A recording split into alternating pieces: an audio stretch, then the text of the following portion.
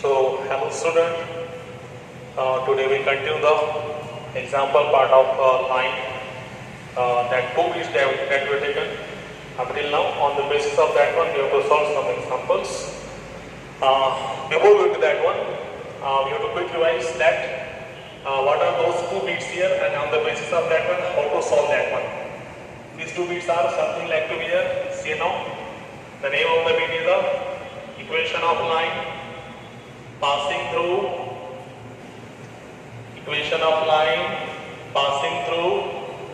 one point and parallel to one vector or parallel to given vector. Yes, tell me the two forms. First form, vector form, r bar is equal to a bar plus lambda times b bar. First form, vector form. Cartesian form, x minus x1 by a is equal to y minus y1 by b is equal to z minus z1 by c. It is the equation of line passing through one point and parallel to given vector. Both the formulas are very important as far as problem is concerned. Okay, this is the first one.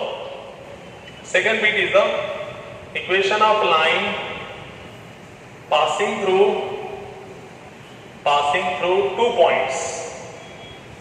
Again two form. First form is a vector form. R bar is equal to a bar plus lambda times b bar minus a bar. And second form is the Cartesian form. X minus x1 by a, y minus y1 by b. This one. X minus x1. A means direction ratio. If this line passing through 2 points, direction ratio is nothing but x2 minus x1. Second is nothing but b means line passing through 2 points. So here y2 minus y1. Z minus z1. C means line passing through 2 points. So here z2 minus z1 is there. So these formulas are important as far as problem is concerned. All the student take the textbook of that one. You have to solve some example from textbook, and then we continue the JEE and CET part of that one. Okay. So first of all we start the exercise 6.1. Okay, प्रत्येक मुलांनी textbook सोबत ठेवायची, कारण मी problem लिहिणार, पुन्हा त्याचं उत्तर लिहिणार, बराच टाइम जाणार. त्यामुळे मी क्वेश्चन व्यवस्थित रीड करतो. तुमच्याकडे सुद्धा पुस्तक पाहिजे. All the student have textbook with their. So we start the first problem. See here now. तर पहिला प्रॉब्लेम काय ते लक्षात घ्या. पहिल्या प्रॉब्लेम मध्ये विचारला, find the vector equation of line passing through the point having position vector minus 2i plus j plus k and parallel to vector. म्हणजे लाइन एका पॉइंट मध्ये पास आहे, याचा पोझिशन वेक्टर दिलेला आहे आणि एका वेक्टरला पॅरलल आहे. म्हणजे सरळ सरळ तुम्हाला हा फॉर्म मध्ये ते वापरता येईल. तर सर्वात पहिले कसं लिहायचं बघा, एकदम व्यवस्थित दाखवतो. पहिले त्या वेक्टरचं नाव देऊ आपण, a bar minus 2i plus j plus k. हा पहिला वेक्टर. पैरेलल वेक्टरला नाव b बार देऊ आपण, 4i minus j plus 2k. Therefore the given equation of line is, the required equation of line is, tell you the formula, r bar is equal to a bar plus lambda times b bar. a bar च्या जागी a bar चा vector ठेवा, minus 2i plus j plus k plus lambda times b bar, 4i minus j plus 2k. This is the vector form of that one. This is the question asked here. You have to find out only vector form. जर question मध्ये vector form विचारला तर फक्त vector फॉर्मच काढायचं, आणि Cartesian form विचारला तर फक्त कार्टेशियन फॉर्म काढायचं. आणि जर क्वेश्चन मध्ये दोन्ही विचारलं, find the vector as well as Cartesian, तर मग दोन्ही काढायचं. सध्या काढायची गरज नाही. हे झाला पहिला क्वेश्चन. नंतर व्हिडिओमध्ये तुम्ही पॉज करून तुम्हाला ते लिहिता येतो, त्यामुळे इथे मी टाइमपास करत नाही. तुमच्याकडे आहे, तुम्ही नंतर पॉज करून ते बघू शकता. हे झाला पहिल्या क्वेश्चनचा आन्सर. ही एक्सरसाइज कोणती आहे आपली? एक्सरसाइज 6.1 चे क्वेश्चन सॉल्व्ह करूया. Okay, now let's start now the second question. Question number 2 बघा. Find the vector equation of line passing through the points having position vector. Line किती पॉइंट मध्ये पास आहे? how many point the line passes? 2 points, and the position vector is given to us. So पहिला काम या वेक्टरला a बार नाव देऊ 3i plus 4j minus 7k. Then second vector b bar 6i minus j plus k. So use again which form? कोणता form विचारला? Vector equation of line. त्यामुळे पुन्हा कोणता फॉर्म? Vector form. सांगा फॉर्म काय? r bar is equal to a bar plus lambda times b bar minus a bar. a bar च्या जागी a bar चा वेक्टर ठेवा. हे झाला a bar च्या जागी a bar चा vector plus lambda times direct minus करतो मी b बार मधून a मायनस करायचा. 6 मधून 3 गेलं 3 मायनस 1 प्लस 4 मायनस 1 प्लस 4 म्हणजे किती? प्लस 6 3j आणि 1 मायनस ऑफ मायनस म्हणजे किती? प्लस 7 1 प्लस 7 म्हणजे किती? 8k caps. हा क्वेश्चन नंबर 2 चा आन्सर तुमचं. It is answer of question number 2. Line 2 point मध्ये पास होतं. याला एकाला एक बार नाव दिलं, एकाला बी बार नाव दिलं. r bar is equal to a bar plus lambda times b bar minus a bar. b मधून a चा मायनस वेक्टर मायनस केलं equal. Okay, so it is the question number 2. I hope you understand. तुम्हाला जर बघायचे असेल लिहायचे असेल तर त्याला पॉज करा आणि व्यवस्थित लिहा. मी पुढे जातो क्वेश्चन नंबर 3 कडे. क्वेश्चन नंबर 3 काय सांगितलं ते लक्षात घ्या. क्वेश्चन नंबर 3 मध्ये पहिले वाचून दाखवतो. Find the vector equation of line passing through the point having position vector. Line एक पॉइंट मध्ये पास आहे त्याचं पोझिशन वेक्टर दिलं तर पहिलं काम a बार दिलेलं आहे आपल्याला 5i plus 4j plus 3k. ठीक आहे, एक पासिंग थ्रू द पॉइंट दिलेला आहे. पुढे बघा. And having direction ratios. त्या लाईनचे काय दिलेले? डायरेक्शन रेशोज काय दिले? -3, 4,2 डायरेक्शन रेशोज असे दिलेले. या लाइन या पॉइंट मध्ये पास आहे ज्याचा पोझिशन वेक्टर a बार आहे आणि हे त्याचे डायरेक्शन रेशोज आहे. Very simple one. Line K direction ratios whenever the line having direction ratios, so you have to remember the remark, one remark. एक रिमार्क आपण पाहिलेला आहे सी म्हणून की b बार चे जर a1i b1j c1k असा असेल त्याच्यामध्ये a1 b1 c1 हे कोणाचे डायरेक्शन असेल? DRS of line. Why? Because vector b bar is parallel to line. a1 b1 c1 हे वेक्टर b बार चे असतील म्हणजेच ते कोणाचे असतील? लाइनचे. एक रिमार्क पाहिला आपण. आणि जर ते लाइनचे डायरेक्शन रेशो असतील कॉन्व्हर्सली त्या उलट म्हणजेच ते कोणाचे असेल? वेक्टर b बारचे. त्यामुळे आता हे लाइनचे जरी दिला असेल तर हे कोणाचे डायरेक्शन रेशोज आहे? पॅरलल वेक्टर b बारचे अकॉर्डिंग टू रिमार्क. ठीक आहे, तर therefore b bar is equal to -3i plus 4j plus 2k. मग लाईनचा फॉर्म काय झाला? लाइन एक पॉइंट मध्ये पास आहे आणि वेक्टरला काय आहे? पॅरलल आहे. लाईनचा फॉर्म काय? a bar plus lambda times b बार. ठेवून दे 5i plus 4j plus 3k plus lambda times b बार च्या जागी b बार ची value -3i plus 4j plus 2k. So it is your answer. It is the answer of question number 3. Okay, I hope you got that one. So we proceed to the next question, question number 4. इथे काय महत्त्वाचं होतं कळलं मुलांना? हे लाईनचे direction ratio दिलं तर लाईनचे डायरेक्शन रेशो दिलं म्हणजेच ते पर्यायने कोणाचे असतील? पॅरलल वेक्टर b बारचे. कारण लाईनला पॅरलल कोण असतो? वेक्टर b बार. लाईनचे दिलं तर कोणाचे असतील? b बारचे. आणि जर b बारचे दिले असतील म्हणजे ते कोणाचे असतील? लाईनचे. हे महत्त्वाचं. त्यामुळे आपण याला b बार नाव दिलं. ठीक आहे, चला नेक्स्ट क्वेश्चन नंबर 4 काय बघू. क्वेश्चन नंबर 4 काय सांगतो? क्वेश्चन नंबर 4 मध्ये काय ते बघा. चौथ्या क्वेश्चन मध्ये विचारलेला आहे find the vector equation of line passing through the point having position vector and perpendicular to the vectors. म्हणजे याचा अर्थ आहे पासिंग थ्रू द पॉइंट तुम्हाला दिलेलं आहे तर पहिले आपण ते लिहून टाकू. लाइन आपली या पॉइंट मध्ये पास आहे i bar plus 2j plus 3k. एक व्यवस्थित लिहितो मी तुम्हाला दिसेल असं 2j प्लस 3k. लाइन याच्यातून पास आहे आणि it is perpendicular to vector. तर या दोन वेक्टरला परपेंडिक्युलर आहे तर याला आपण नाव देऊ. समजा हे b bar i plus j plus k हा b बार आणि तिसरा वेक्टर c बार 2i मायनस जे प्लस के. आता हा कन्सेप्ट महत्वाचा आहे, बघून घ्या काय करायचं ते लक्षात घ्या, महत्वाचा कन्सेप्ट आहे. तर कन्सेप्ट काय सांगतो, लाईन एका पॉइंट मध्ये पास आहे आणि या दोन वेक्टरला काय आहे, परपेंडिक्युलर आहे. तर व्हेरी सिंपल वन. आता बघा लाईन जर या दोन्ही वेक्टरला परपेंडिक्युलर असेल तर तुम्हाला हे कन्सेप्ट माहित असेल की हा वेक्टर ए बार आणि हा वेक्टर बी बार. तर या दोन्ही वेक्टरला परपेंडिक्युलर कोण असतो माहिती आहे, त्यांचा cross. A bar cross B bar is perpendicular to both the vectors according to Fleming's right hand rule. If there is a vector a bar and there is a vector b bar, if you advances towards a bar toward b bar, then one unit vector or third vector is perpendicular to both the vectors and that is nothing but their cross, a bar cross b bar. हे दोन्ही वेक्टरला काय असेल, perpendicular असेल.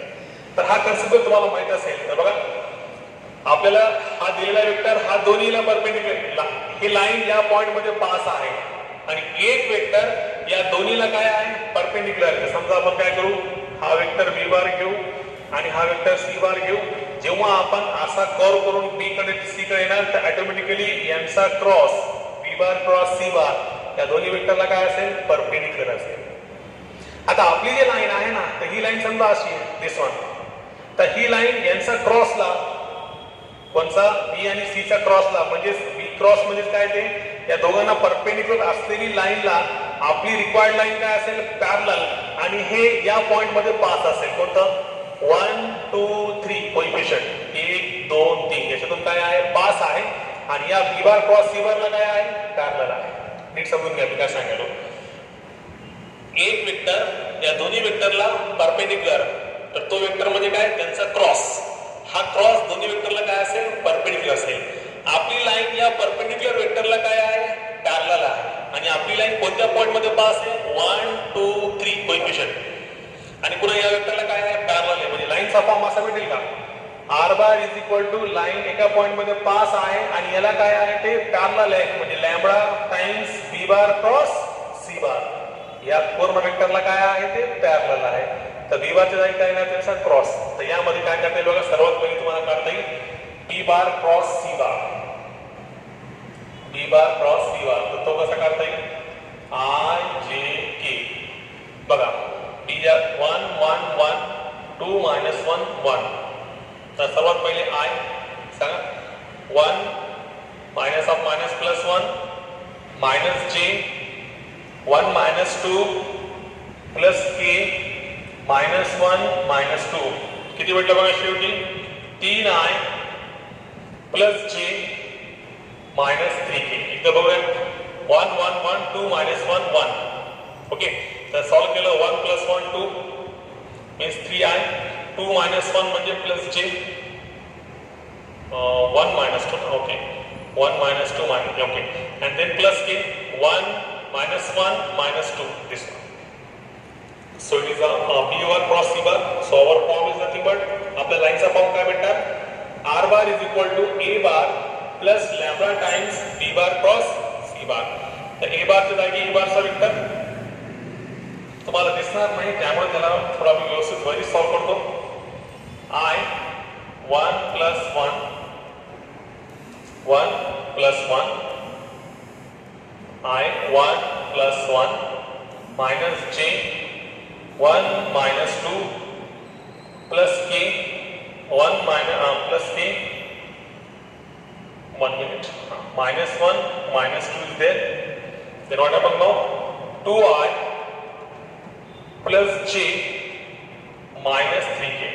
मला वाटतं मागे काहीतरी अडचण झाली होती, आता बरोबर आहे का, 1 -1. आता नाव मी डिस्ट्रॅक्ट पण B bar cross C bar. आता यावर ठेवून देऊ आपण R bar is equal to A bar plus lambda times B bar cross C bar. तर A bar किती आला बघा, A bar आहे आपल्याकडे I plus 2J plus 3K plus lambda times B bar cross C bar. म्हणजे तो किती आला आपल्याकडे, 2I plus J minus. हा क्वेश्चन इम्पॉर्टंट आहे, question number 4, very important question. Okay,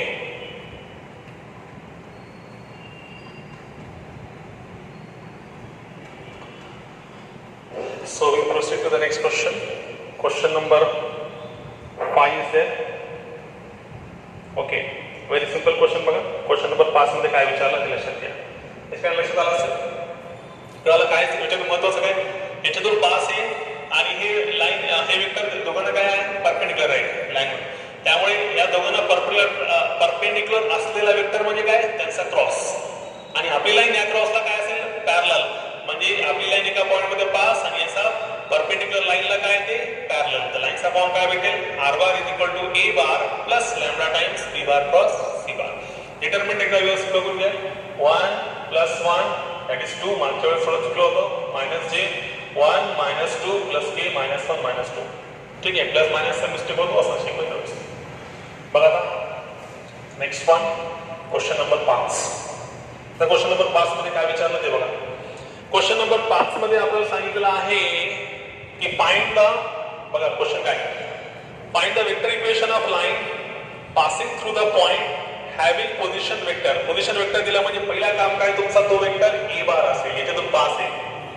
तर ए बार किती असेल मायनस आय मायनस जे plus 2k and parallel to the line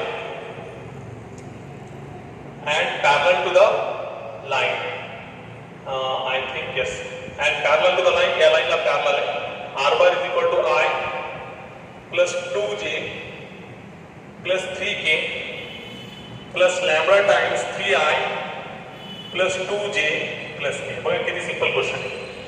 line एका पॉइंट मध्ये पास आहे आणि या समोरच्या लाईनला काय आहे पॅरलल आहे. बघा आता कसं एक लाईन आहे ही या ए बार मधून पास आहे आणि ही लाईन ही दुसरी लाईन या लाईनला काय आहे पॅरलल आहे. मला सांगा ही दुसरी लाईन मध्ये हा काय त्याचा पासिंग थ्रू द पॉइंट म्हणजे हा समजा हा A1 बार तर हा काय असेल त्याचा A2 बार आणि हे काय त्याचा पॅरलल वेक्टर म्हणजे काय त्याचा वेक्टर काय B बार. तर मला सांगा ही लाईन याला पॅरलल हा वेक्टर B बारला पॅरलल म्हणजे पर्यायानेच हा वेक्टर B बार कोणाला पॅरलल असेल पहिल्या लाईनला. तर लाईनचा फॉर्म काय झाला लाईन एका पॉइंट मध्ये पास आहे आणि वेक्टर B बार काय असेल म्हणजे याच्यामध्ये जे B बार वेक्टर आहे ते सुद्धा या लाईनला काय असेल पॅरलल असेल. तर लाईनचा फॉर्म काय भेटेल बघा पुन्हा सांगतो काय कन्सेप्ट आहे की आपली लाईन या ए बार मधून पास ही लाईन या दुसऱ्या लाईन या R bar is equal to या लाईनला पॅरलल पण ही लाईन याच्यातून पास आणि हे त्याचा पॅरलल वेक्टर म्हणजे हा त्याचा वेक्टर B बार म्हणजे हे 3i plus 2j plus k. तर ही लाईन याला पॅरलल असल्यामुळे याचा पॅरलल वेक्टरला देखील काय असेल पॅरलल. त्यामुळे आपली लाईन एका पॉइंट मध्ये पास आहे आणि याला काय असेल पॅरलल असेल. तर डायरेक्ट टाइमपास न करता मी डायरेक्ट सांगतो इथे थोडी थेरी तुम्हाला मध्ये टाकावं लागेल. सिन्स या लाईन मध्ये लिहावं लागेल की this line passing through the point and parallel to the vector B bar 3i plus 2j plus k. इथे काय येईल since the given line is parallel to this line therefore the line is r bar is equal to a bar plus lambda times b bar. तर a bar किती आहे की a bar चा vector minus I plus j plus 2k lambda times b bar म्हणजे काय हाच कारण हे जर हा वेक्टर जर या सेकंड लाईनला पॅरलल असेल तर आपली लाईन सुद्धा काय त्याला पॅरलल म्हणजे ते पर्यायाने कोणला आपल्या लाईनला देखील काय असेल पॅरलल असेल. तर त्यामुळे सेम आन्सर येणार 3i plus 2j plus k. कळालं का बघायचं पुन्हा ही आपली लाईन दिलेली लाईनला काय पॅरलल पण दिलेली लाईन वेक्टर B बारला काय पॅरलल हे याला पॅरलल म्हणून हे याला सुद्धा काय पॅरलल. त्यामुळे डायरेक्ट हा B बार इथे वापरला. ठीक आहे हा क्वेश्चन नंबर 5. आता जरा क्वेश्चन नंबर 6 कडे जाऊ. क्वेश्चन नंबर 6 काय सांगतो ते लक्षात घ्या. क्वेश्चन नंबर 6 मध्ये बघा क्वेश्चन नंबर 6 सांगतो की find the Cartesian equation of line passing through याच्यातून पास आहे -1 2 1 याच्यातून पास आहे अँड हॅविंग DRS म्हणजे डायरेक्शन रेशोज किती 2 3 1. तर मला वाटत नाही याच्यामध्ये काही अडचण आहे तुम्हाला. तसं कधी लक्षात घ्या या लाईन या पॉइंट मध्ये पास आहे आणि ह्याचे डायरेक्शन रेशोज आहे त्या लाईनचा फॉर्म काय असेल कार्टेशियन फॉर्म मध्ये म्हणजे या फॉर्म मध्ये. तर मला सांगा लाईन याच्यातून पास आहे म्हणजे हा आपला x1 हा y1 हा z1 हा a हा b हा c. तर लाईनचा फॉर्म काय असेल एका लाईनचा आन्सर आहे x minus x1 ऑलरेडी -1 आहे तर +1 upon a is equal to 2. 2 y1 upon b म्हणजे 3, z मायनस 1 म्हणजे z1 अपॉन c म्हणजे किती 1. संपलं. आता तुम्ही म्हणतील सर लिहायचं कसं? काहीच नाही, एकदम थोडाफार मसाल्यामध्ये टाकायचं. म्हणजे कसं लिहायचं? The line passing through the point -1, 2, 1. Therefore, here x1 is equal to -1, y1 is equal to 2, z1 is equal to 1. And having direction ratios a is equal to 2, b is equal to 3, c is equal to 1. We know that the equation of line passing through the point and having direction ratios किंवा parallel, तुम्हाला सांगितलं ना आता remark, लाईनचे direction ratios असतील म्हणजे तो पर्याय कोणाचे असतील? पॅरलल वेक्टरचे. म्हणजे सरळ सरळ या फॉर्म मध्ये x - x1 by a is equal to y - 1 by b is equal to z - z1 by c चे ठेवायचं. कळलं का? पुढचा क्वेश्चन 7 कडे जाऊ. 7वा क्वेश्चन ते सरळ सरळ विचारलं की find the Cartesian equation of the line passing through, दोन पॉइंट मध्ये पास आहे, एक आहे 2, 2, 1 आणि एक आहे d ऑफ 1, 3, 0. लहान मुलांचे क्वेश्चन आहे ना. तुम्हाला सांगा सरळ सरळ आहे की नाही? लाईन किती पॉइंट मध्ये पास आहे? 2. हा तुमचा a आणि b. सरळ सरळ फॉर्म्युला हा x1 y1 z1 आणि हा x2 y2 z2. सांगा मला formula. x - 2 upon 1 - 2, y - 2 upon 3 - 2, z - 1 upon 0 - 1. ते किती आला सांगा? x - 2 upon -1, y - 2 upon 1, z - 1 upon -1. This one, this is the condition. x2 - x1, 1 - 2, 3 - 2, 0 - 1 is -1. हा झाला क्वेश्चन नंबर 7. खूपच सिंपल कंडिशन फॉर्म मध्ये. कळला? हा x1 y1 z1 आणि हा x2 y2 z2 सरळ सरळ या फॉर्म्युला